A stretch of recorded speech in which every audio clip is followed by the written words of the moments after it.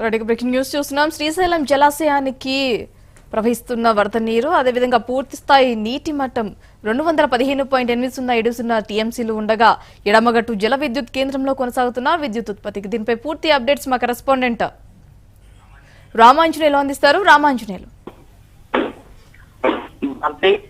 Srisailam dam ఎగువన ఉన్నటువంటి మహారాష్ట్రలో గత వారం నుంచి అత్యధిక వర్షాలు కురుస్తున్నందుకు శ్రీశైలానికి వరద నీటి ప్రవాహం అనేది కొనసాగుతా ఉంది. అయితే శ్రీశైలం డ్యామ్ మొత్తం జలాశయం అంతా కూడా ఈ వాటర్ తో కలకల్లాడుతా ఉంది.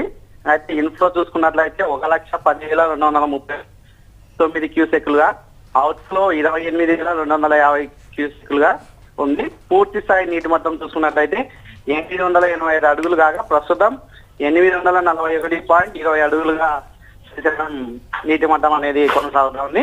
అదే విధంగా టీఎంసీలో చూసుకున్నట్లయితే శ్రీశైలం పూర్తి స్థాయి నీటి నిల్వ 215.8070 టీఎంసీలుగా కాగా ప్రస్తుతం 63.6876 టీఎంసీలుగా ఉంది.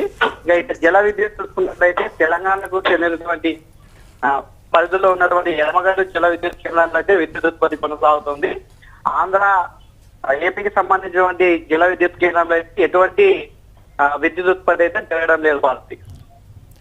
Right, thank you Ramanjaneyulu.